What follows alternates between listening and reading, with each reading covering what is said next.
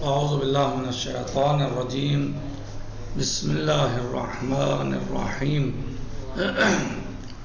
الحمد للہ رب العالمین باعث الانبیاء والمرسلین بارئ الخلائق اجمعین ثم الصلاة والسلام علی سید الانام محمد وآلہ البررة الکرام اللهم صل على محمد وآل محمد وعجل فرجهم.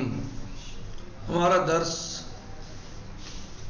چل رہا تھا کتاب حلقہ اولیٰ میں حجت ظہور کے بارے میں، اور آج ہم اس میں دیکھتے ہیں تطبیقات حجت ظہور علی الادلۃ اللفظیہ، حجت ظہور کی تطبیقات ادلہ لفظیہ پر. اور یہاں پر ہم جو ہیں وہ بیان کر رہے ہیں صاحب کتاب، یہاں پر ہم تین حالات جو ہیں وہ پیش کرتے ہیں جن میں قاعدہ حجت ظہور کی تطبیق ہوتی ہے. قاعدہ حجت ظہور کی تطبیق کے لیے ہم یہاں پر تین حالات پیش کرتے ہیں. پہلا لفظ یہ ہے، پہلا قاعدہ یہ ہے کہ لفظ جو ہے وہ اس کے لغت میں مثلا ایک معنی ہو اور وہ دوسرے معنی کے لیے استعمال ہونے میں مناسب اور صحیح نہ ہو. یعنی اس کے ایک معنی ہو اور اسی میں اس کا استعمال ہوتا ہو، اور دوسرے معنی میں اس کا استعمال ہونا صحیح نہ ہو، یعنی دوسرے معنی کے لیے استعمال ہونے میں وہ صالح نہ ہو، صحیح نہ ہو اس کا استعمال ہونا. اور اس کے لیے صرف جو ہے وہ ایک ہی لفظ پایا جاتا ہے، ایک ہی معنی پائے جاتے ہوں جو اس نے یعنی متکلم جو ہے وہ اس سے مراد لے رہا ہے. اس لیے کہ متکلم جو ہے وہ ہمیشہ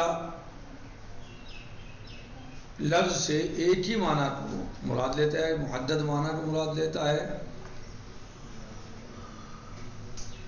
اور اس حالت میں جو ہے وہ جو اس طرح کی حالتیں ہیں جہاں مثلا ایک معنی ہو، مراد میں متکلم جو ہے وہاں ایک ہی معنی لے رہا ہو، تو ایسے معنی کو یعنی ہم جو ہے وہ ایسے لفظ کو کیا کہتے ہیں؟ نص کہتے ہیں.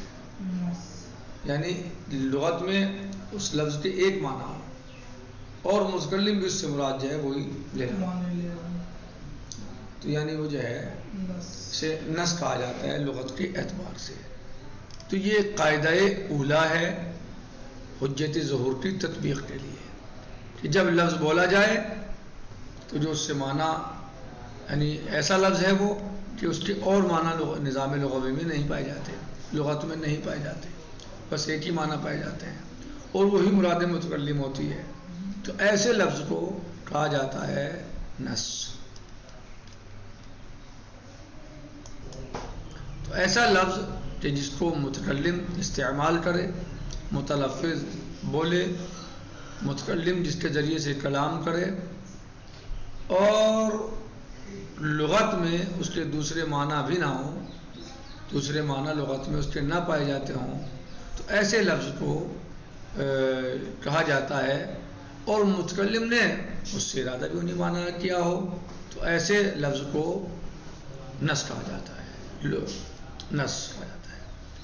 دوسرا قاعدہ کیا ہے تطبیقات حجت ظہور کا؟ دوسرا قاعدہ یہ ہے کہ لفظ کے متعدد معنی ہوں. کیا ہوں لفظ کے؟ ہاں، اور لغوی اعتبار سے ان میں کوئی مناسبت بھی پائی جاتی ہو، ان میں کوئی مناسبت بھی پائی جاتی ہو، متعدد معنی ہو اور ان میں آپس میں کوئی علاقہ بھی پایا جاتا ہو. یعنی جو لفظ ہے اس کے معنی کے ساتھ یا ان معانی کا لفظ کے ساتھ علاقہ پایا جاتا ہو کوئی،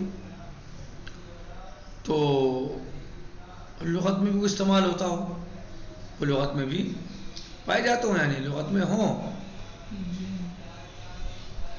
ایسے جیسے مثلا مشترک ہوتا ہے، مشترک ہوتا ہے تو اس میں علاقہ تو ہوتا ہے نا کوئی، رابطہ ہوتا ہے.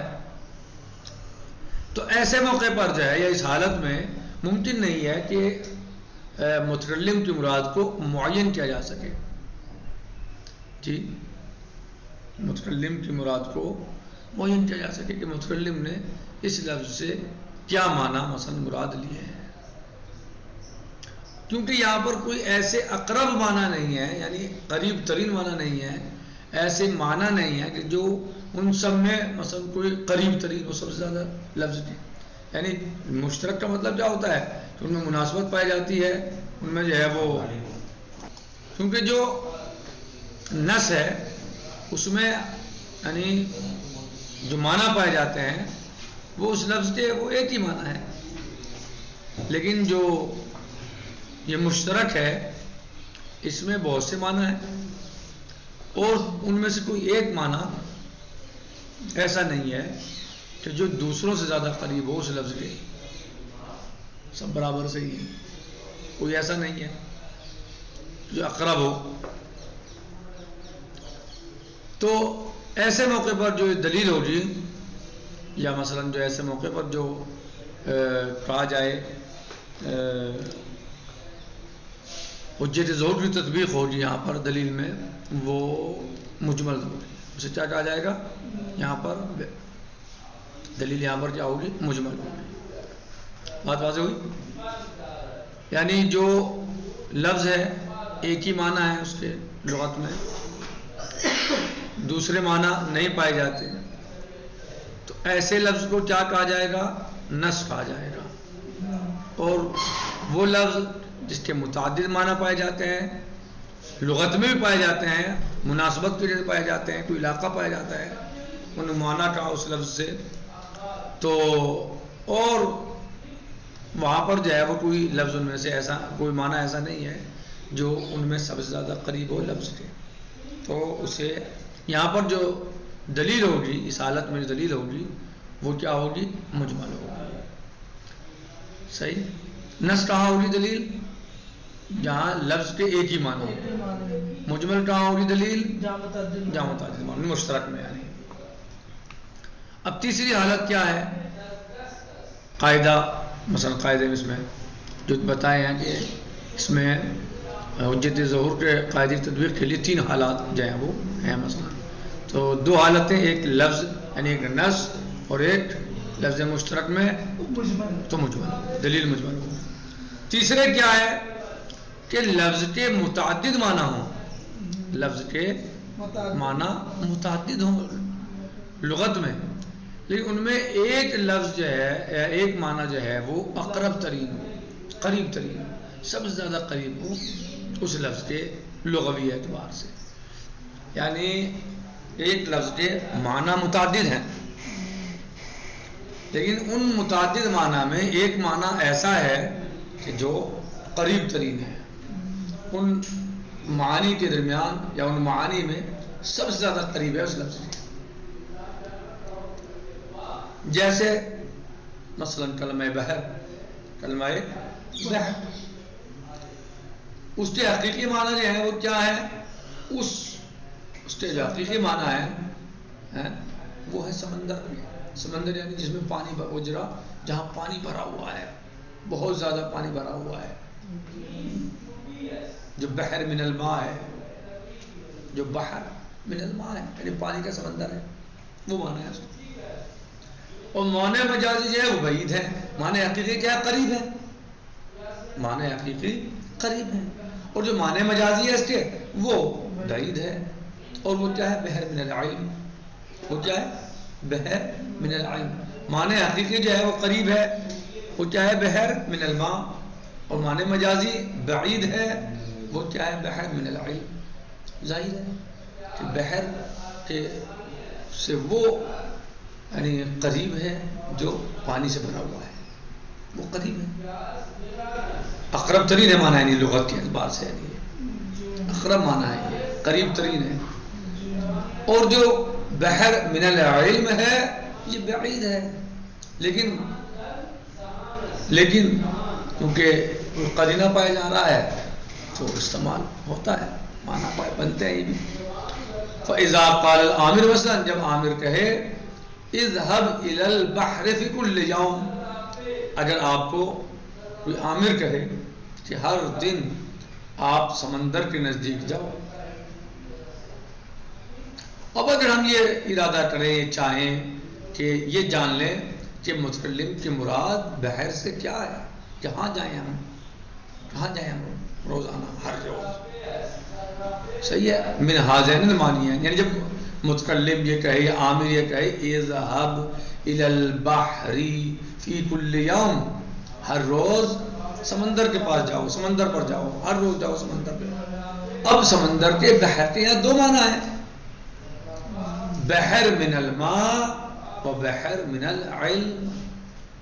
الى این نذهب، این نذهب کل یوم، هل نذهب الى البحر من الماء ام نذهب الى البحر من العلم؟ کس کے پاس جائیں؟ ہونا سرنا جو قریب،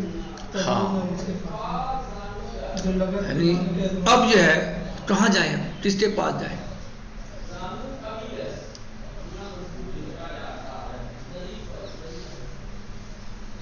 تو ہمارے اوپر واجب ہے کہ ہم اس کے سیاق کو دیکھیں اور جانیں اور سمجھیں. یعنی کلام آیا متکلم نے کس وقت کہا ہے، یہ متکلم نے کب بیان کیا ہے، یعنی عامر نے امر کب دیا ہمیں، کیا بات وہاں چل رہی تھی، کیا موضوع تھا، کس لیے کہا اس نے، اس وقت حالات کیا تھے، متکلم یا عامر کیا بتا رہا تھا وہاں پر، کس حالت میں تھا، وہ کیا کہنا چاہتا تھا ہم سے. تو ہمیں اب یہاں پر صرف لغت سے سمجھ میں نہیں آئیں گے معنی اس کے، بلکہ ہمیں سیاق کلام سے سمجھ میں آئیں گے کہ سیاق کلام کیا ہے.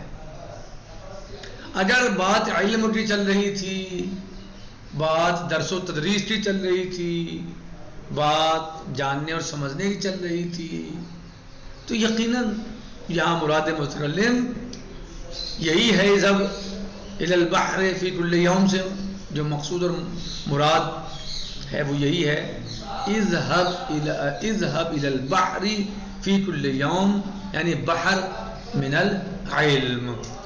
کیونکہ یہاں پر ہماری گفتگو جو عامر کی تھی، مولا کی تھی یا متکلم کی تھی، وہ گفتگو جو تھی وہ علم کے بارے میں چل رہی تھی، اور آپ کو سمجھایا جا رہا تھا کہ آپ پڑھیں، اچھا استاد تلاش کریں، اچھا معلم تلاش کریں، قادر استاد اور ایسا عالم کہ جو علم کا سمندر ہو، اس سے آپ استفادہ کریں. تو ظاہر ہے یہاں مقصود جو ہے وہ کیا ہوگا، یہاں پر مقصود وہ علم ہے، وہ بحر ہے کہ جو علم سے لبریز ہے، پانی سے نہیں، جو علم سے لبریز ہے. ایسا عالم کہ جس کے علم کی مثال دی جاتی ہے، جس کے علم کا کوئی، اس علم کی کوئی حد نہیں ہے. یہاں وہ مقصود ہے، کیونکہ سیاق سے بھی سمجھے گی. اور اگر بات چل رہی ہے مثلا سیاحت کی، گھومنے پھرنے کی، گھومنے پھرنے کی بات چل رہی ہے، مثلا آفاق اور دنیا کو دیکھنے کی بات چل رہی ہے کہ دنیا دیکھو، اس میں نشانیاں دیکھو، اللہ کی آیات کو دیکھو، اللہ کی نشانیاں، اس کی قدرت کی نشانیاں دیکھو. تو یہاں پر مقصود اور مراد کیا ہوگا، جب متکلم یا عامر کہے اذهب الى البحر في كل يوم، یعنی اذهب الى بحر من العلم في كل يوم، بحر من الماء في كل يوم، یعنی آپ ہر روز اس بحر کے پاس جاؤ جو بحر من الماء ہے، یعنی پانی کا سمندر ہے، اس کے پاس جاؤ. کیونکہ بات کہیں چل رہی تھی، سیاحت کی چل رہی تھی، سیر و تفریح کی چل رہی تھی، گھومنے پھرنے کی بات چل رہی تھی، آیات الہی کو دیکھنے کی بات چل رہی تھی، اللہ کی نشانیوں کو دیکھنے کی بات چل رہی تھی. تو آپ دیکھیں کہ اللہ نے کیسے سمندر کو پیدا کیا، کیسے پانی موجے مار رہا ہے، کیسے ٹھاٹے مارتا ہے، کیسے اللہ نے اس کو مثلا جو ہے وہ محدود کیا، کتنا پانی پیدا ہے، اور پانی کے اندر کتنی مخلوقات مثلا پیدا کی، کیسی کیسی مخلوق پیدا کی، کیسی کیسی مخلوق موجود ہے پانی کے اندر، اللہ نے اس میں رکھی. صحیح. تو یہاں پر ہمیں اس میں کیا دیکھنا ہوگا ایسے موقع پر جب کلام یا متکلم ایسا لفظ استعمال کرے کہ جو متعدد معنی رکھتا ہے لیکن لغت میں اس کے ایک قریب ترین ہے سارے معنی سے.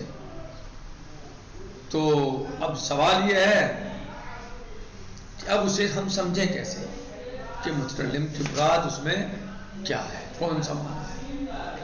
تو کیا حل بتایا اس کا؟ سیاق کلام. سیاق کلام پر ہمیں دھیان دینا ہے، اسے سمجھنا ہے کہ عامر کی گفتگو کس موضوع کے تحت چل رہی تھی، عامر کیا کہنا چاہ رہے ہیں وہاں پر، عامر ہمیں کیا بتانا چاہتے ہیں، اس پر ہمیں جو ہے وہ گفتگو کرنا، اس پر ہمیں دھیان دینا ہے تاکہ ہم معنی کو صحیح طریقے سے سمجھ سکیں.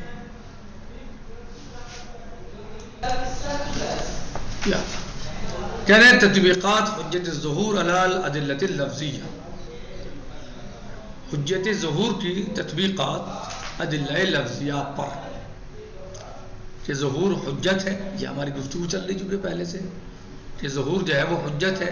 اب اسی تطبیق کر رہے ہیں ادلہ لفظیہ پر کہ ظہور حجت ہے. کیسے؟ اب فنستعرض فيما يلي ثلاث حالات لتطبیق قاعدۃ حجت الظہور. ہم پیش کر رہے ہیں یہاں پر جو آ رہا ہے نیچے، جو آ رہا ہے بعد میں، اس میں ہم 3 حالات پیش کر رہے ہیں. نستعرض پیش کرتے ہیں، پیش کرتے ہیں 3 حالات. کس بارے میں؟ لتطبیق قاعدۃ حجت الظہور، قاعدہ حجت الظہور کی تطبیق کے لیے کہ کیسے تطبیق ہوگی حجت الظہور کے قاعدے کی، کیسے اس کی ہم تطبیق کریں گے. اس کے لیے ہم 3 حالات پیش کر رہے ہیں. الاولا یعنی الحالۃ الاولا ان یکون لللفظ فی الدلیل معنی وحید فی اللغة ولا يصلح للدلالة على معنى آخر فی النظام اللغوی والعرفی العام. کہہ رہے ہیں کہ لفظ کے لیے ان یکون لللفظ فی الدلیل، دلیل میں جو بات کہنے چل رہی ادلہ لفظیہ کی بات چل رہی ہے، ادلہ لفظیہ میں جو ہے تطبیق کر رہے ہیں حجت ظہور کے قاعدے کی. کہہ رہے ہیں کہ اس میں ہم نے 3 جو ہے وہ پیش کر رہے ہیں اس میں حالات. پہلی حالت یہ ہے ان یکون لللفظ فی الدلیل کہ لفظ کے لیے دلیل میں ایک ہی معنی، وہ لفظ دلیل میں استعمال ہو رہا ہے اس کے ایک معنی پائے جاتے ہوں، معنی وحید یعنی ایک معنی پائے جاتے ہوں فی اللغة لغت میں، ولا یصلح للدلالہ اور صحیح نہ ہو، یصلح صحیح نہ ہو، مناسب نہ ہو دلالت کے لیے علی معنی آخر دوسرے معنی، یعنی دلالت کے لیے لغت میں ایک معنی پایا جاتا ہے اس لفظ کے، دوسرے معنی نہ پائے جاتے ہیں، صحیح نہ ہو فی النظام اللغوی لغوی نظام میں، والعرفی العام اور عرفی میں، عرف عام میں. والقاعدۃ العامہ یعنی لغت میں وہ لفظ ایک ہی معنی میں استعمال ہوتا ہو، یہ کہا جائے. ٹھیک، وہ لفظ لغت میں ایک ہی معنی میں استعمال ہوتا ہو. والقاعدۃ العامہ تحتم فی هذه الحالہ ان يحمل اللفظ على معناه الوحید. اور قاعدہ عامہ جو ہے وہ یہاں پر اس میں اس حالت میں یعنی وہ ایک لفظ کو لیے ہوئے ہوتا ہے اپنے معنی کے لیے، یعنی اپنے معنی میں ایک لفظ، یعنی ایک لفظ کے لیے ایک معنی کو لیے ہوئے ہوتا ہے، یعنی ایک معنی کے لیے ایک لفظ ہوتا ہے، ایک معنی کے لیے ایک لفظ یا ایک لفظ کے لیے ایک معنی.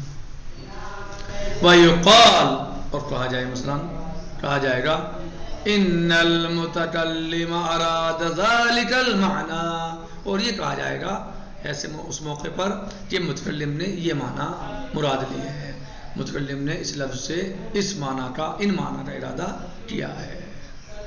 لأن المتکلم يريد باللفظ دائما المعنى المحدد له في النظام اللغوی العام، اس لیے کہ متکلم ارادہ کرتا ہے لفظ سے ہمیشہ، ہمیشہ جو لفظ سے ارادہ کرتا ہے ہمیشہ کسی کا معنی محدد کا کرتا ہے، معین کا کرتا ہے جو اس کے لیے موجود ہیں. اس لیے کہ متکلم ارادہ کرتا ہے کسی بھی لفظ سے ہمیشہ معنی محدد کا جو اس کے لیے محدد اور معین معنی ہے نظام لغوی میں، لغت میں. وَيُعْتَبَرُ الدَّلِيلُ فِي مِثْلِ هَذِهِ الْحَالَةِ، اور جانی جائے گی دلیل یا اعتبار کیا جائے گا دلیل کا ایسی حالت میں جب ایک لفظ کا ایک معنی ہو اور متکلم اس سے ایک ہی معنی مراد لے، صحیح، تو اس دلیل کا اعتبار کیا گیا اس حالت میں، یعنی جانا گیا اس دلیل کو اس حالت میں صریحاً فی معنی ہو کہ یہ دلیل صریح ہے اپنے معنی میں، ونصاً، اور اس میں نص ہے. یعنی جب متکلم ایسے لفظ کو استعمال کرے جس کے ایک ہی معنی ہو اور وہ لفظ اسی معنی میں استعمال ہوتا ہو لغوی اعتبار سے، تو ایسی دلیل کو دلیل صریح یا نص کہا جاتا ہے. واضح ہوا ایھا الاخوۃ الاعزاء؟ تو یہ اسے کہا جاتا ہے نص یا صریح، یعنی لفظ ایک معنی رکھتا ہو اور اس لفظ کو متکلم بولے، استعمال کرے اور اس کے محدد اور معین معنی ہو لغوی اعتبار سے، تو ایسی دلیل کو نص کہا جاتا ہے. والحمد للہ رب العالمین، وصلی اللہ علیہ سیدنا و نبینا محمد وآلہ الطیبین الطاہرین. باقی ثانیہ اور ثالثہ کی تطبیق انشاءاللہ کل ہوگی. السلام علیکم ورحمۃ اللہ وبرکاتہ. فی امان اللہ. خدا حافظ.